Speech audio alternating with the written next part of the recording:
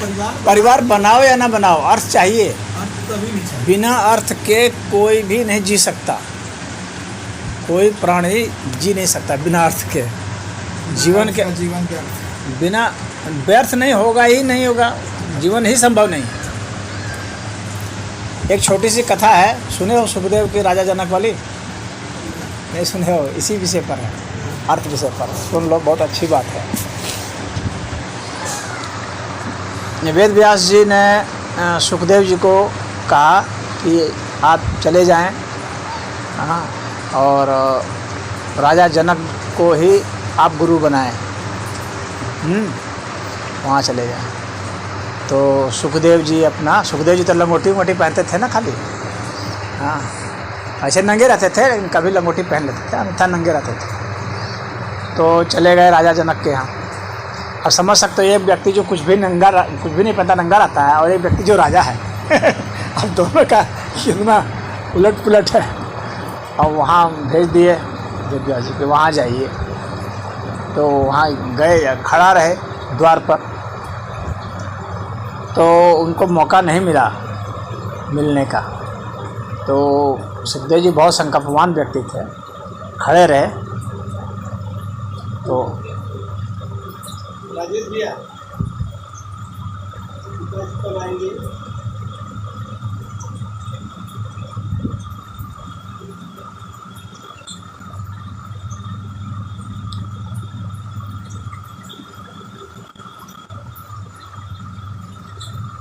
जब 3 दिन बीत गया खड़े खड़े, द्वारपालों ने सूचना दी राजा को, 3 दिन से वो वहाँ खड़े हैं। हाँ, हाँ। तब जनक जी ने उनको कहा कि ठीक है, उनको भेज दो। 3 दिन तक वो खड़े रहे वहाँ द्वार पर। रात के बीच में तो द्वारपाल सब कहे कि आप अपना घर जाइए या कहीं आश्रम विश्राम कीजिए, किसी आश्रम में जा कर के। तो सुखदेव जी नहीं हिले वहाँ से, कहे कि जब तक भेंट नहीं होगी मैं यहीं पर खड़ा रहूँगा। तो 3 दिन के बाद मौका उनको दे दिया गया, तो वहाँ गए। तो जनक जी ने कहा कि आप अपना बताइए, क्या काम है, आप किस लिए आए हैं? तो कहे कि जनक जी ने कहा कि आपके पिताजी तो स्वयं वेद के रचयिता है, हाँ, वेद संहिता के रचयिता है, तो आपके पिताजी ने हमारे पास क्यों भेज दिया? तो सुखदेव जी ने कहा कि यही तो मैं भी सोच रहा हूँ कि उन्होंने महान गलती कर दी कि आपके पास भेज दिया, लेकिन भेज दिया तो पिता की आज्ञा मान के मैं चला आया, लेकिन मैं आपको गुरु का पात्र नहीं मानता। फिर भी पिताजी ने भेज दिया तो सम्मान तो करना। तो कहा कि ये आपको किसने कहा कि मैं आपको शिष्य का पात्र मान रहा हूँ? राजा जनक ने कहा कि मैं आपको शिष्य का पात्र अभी थोड़ी मान रहा हूँ और शिष्य कभी यह नहीं तय कर सकता कि उसका गुरु कौन होगा। तो कहा कि मैं तो ऐसे गुरु की कल्पना नहीं करता जो कि महलों में रहता हो और सोने के सिंहासन पर बैठता हो, सोने का मुकुट पहनता हो, सोने के बर्तन में खाता हो।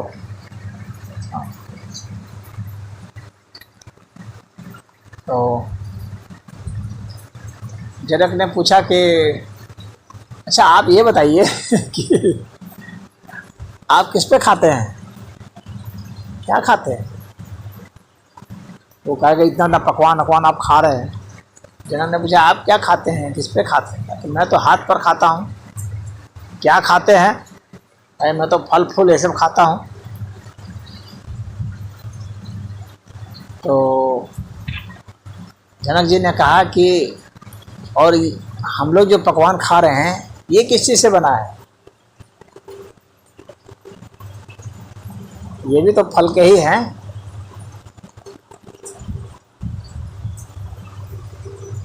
आपने उसको अग्नि संस्कार नहीं दिया और इसमें अग्नि संस्कार हो गया, इतनी तो बात है। और तो कोई बात है नहीं।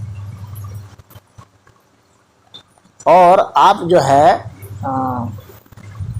लंगोट पहन के रहते हैं, हम लोग वस्त्र धारण किए रहते हैं, वह भी वस्त्र है, यह भी वस्त्र है, वो थोड़ा कम है, ये थोड़ा ज़्यादा, क्या फर्क पड़ रहा है इससे। हम लोग महल में रहते हैं, ये महल किस चीज़ से बना है?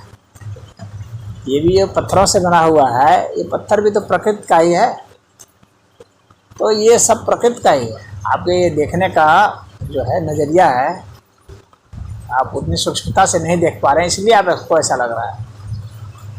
आप जंगल में रहते हैं तो वहाँ वो जंगल जो है वो राजाओं का ही जंगल है, वो जंगल आपका नहीं है। और उसमें जो फल खाते हैं वो राजाओं का ही दिया हुआ फल खाते हैं, उस पर आपका अधिकार नहीं है, राजाओं का अधिकार है। तो वो सुखदेव जी जो है ना, थोड़ा सा उनको लगा कि जो है साधारण आदमी नहीं है, पिताजी ऐसे ही नहीं भेजे। तो कहे कि अच्छा ठीक है, तो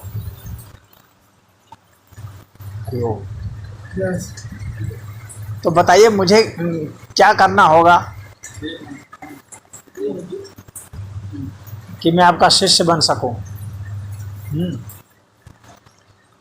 तो कहा कि आपको अपनी पात्रता सिद्ध करनी होगी, जनक ने कहा।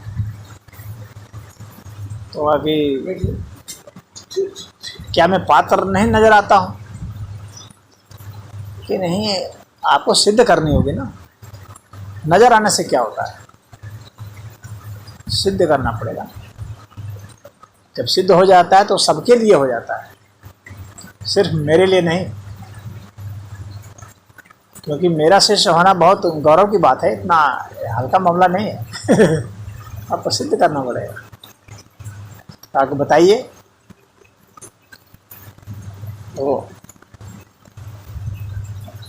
जिस समय वो सुखदेव वहाँ पर पहुँचे थे, उस समय राजा जनक जो थे ना, अपने रानी के स्तन पर हाथ रखे हुए थे।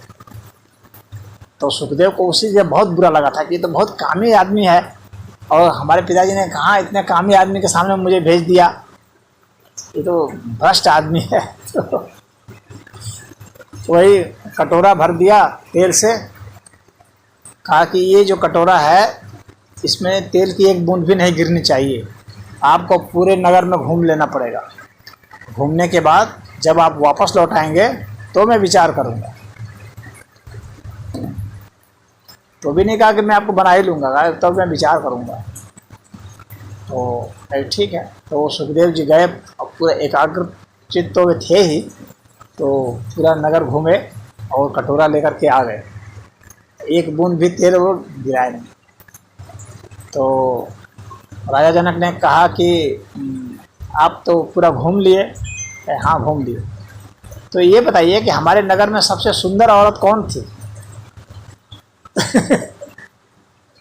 क्या ये तो हम देखे ही नहीं, हम तो कटोरा देख रहे थे। है कि इसका मतलब है कि आपकी दृष्टि जो है अभी सर्वांगीण नहीं विकास कर पाई। हाँ, आपकी दृष्टि फोकस तो है, एकाग्रचित तो आप हैं, लेकिन आप ध्यानस्थ नहीं। इस बार कटोरा लेके जाइए और बताइए कि कौन सबसे सुंदर है, तब मैं विचार करूंगा। ठीक है। तो फिर दोबारा गए, तो दोबारा में उनको बहुत परेशानी हुई, लेकिन फिर भी वो भाई सभी औरतों को देखना था उनको, जो औरतें निकल रही थी, और देख के तब तो देख के आया कहे कि तो देख लिया आपने? कि हाँ तो देख तो लिया, तो बताइए कौन सबसे सुंदर थी? कहे यह तो पता नहीं चल पाया कौन सबसे सुंदर थी, बहुत सारी सुंदर सुंदर थी, उसमें सबसे ज़्यादा कौन सुंदर थी इसका मैं आकलन कैसे करूँगा? कि इसका मतलब है कि अभी आपकी बुद्धि जो है वह जो है भेद करने में समर्थ नहीं हो रही। हाँ, उसमें जांच वाली ये भी बात नहीं आ पाई है। अब आपको फिर जाना पड़ेगा। आग्रह है, ध्यान सिद्ध है, लेकिन वो हाँ नीच विवेक हाँ, वो नीच चीर वाली बुद्धि नहीं आई है अलग करने वाली। इस बार फिर आप जाइए। अब आपको देखना पड़ेगा कि कौन सबसे सुंदर है। सौंदर्य बोध आप में नहीं है, सौंदर्य बोध की कमी है। ज्ञान बोध तो है, लेकिन आपको पता है सत्य के लिए जो है ना सौंदर्य बोध होना चाहिए। बिना सुंदरता के शिवत्व तो कहाँ आता है। तो जाइए अपना सौंदर्य बोध का जो है ज्ञान बताइए, वो सिद्ध कीजिए। हाँ, तो अब फिर वो लेकर के गए। अब फिर लेकर के गए तो फिर उन्होंने बताया कि मैं बता तो सकता हूँ कि कौन सुंदर है, लेकिन वो मेरे ही लिहाज से सुंदर होगी। कोई जरूरी नहीं है कि वो सुंदर हो, दूसरे के लिए कोई और भी हो सकता है। तो जनक ने कहा हाँ, क्योंकि सभी की आंखों से अलग अलग शिव प्रकट होते हैं, तो कोई और सुंदर हो सकती है, लेकिन आपके लिए जो सुंदर है वह बताइए।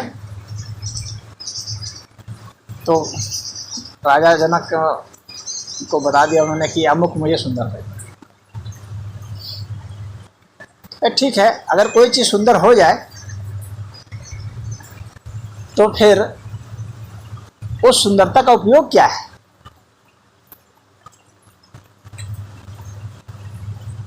आपकी दृष्टि में उपयोगिता नाम की कोई चीज़ है? सौंदर्य का क्या उपयोग है? क्या सिर्फ देखना ही सौंदर्य का उपयोग है, या कोई और भी उपयोग है? सुंदरता का और क्या उपयोग हो सकता है? आगे जाइए फिर कटोरा लेके और खुद देखिए इस सुंदरता का क्या उपयोग है।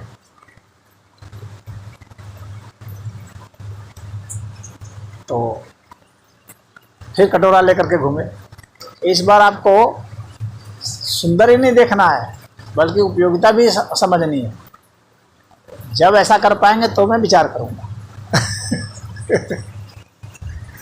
तो फिर वो कटोरा लेकर जाते हैं, फिर देखते हैं कि भाई सुंदर है तो उसका क्या उपयोग। कि आप देखें ना, जितने रेंज के सुंदर लोग देखे हैं, तो आपको देखना है कि किस रेंज के में कौन सुंदर है, कौन सा उपयोग। अलग अलग सुंदर है तो अलग अलग उपयोगिता भी हो जाएगी।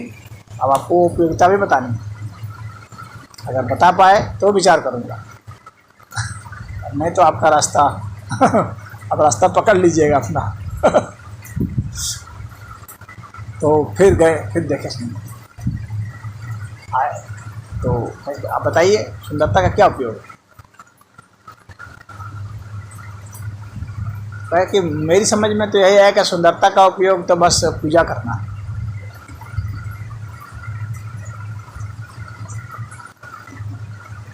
कहे ठीक है,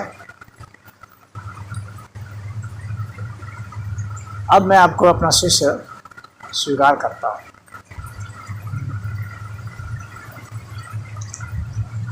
तो अब आप यह बताएंगे कि अब जो आपको सुंदरता जो दिखती है उसकी पूजा आप कैसे करेंगे। हाँ, इस तरह से उनका संवाद चला और अंततः सुखदेव जी को शिष्य बनाए। और फिर वहाँ से वो उन्होंने ज्ञान और सौंदर्य बोध और सब प्रदान किया सुखदेव जी को।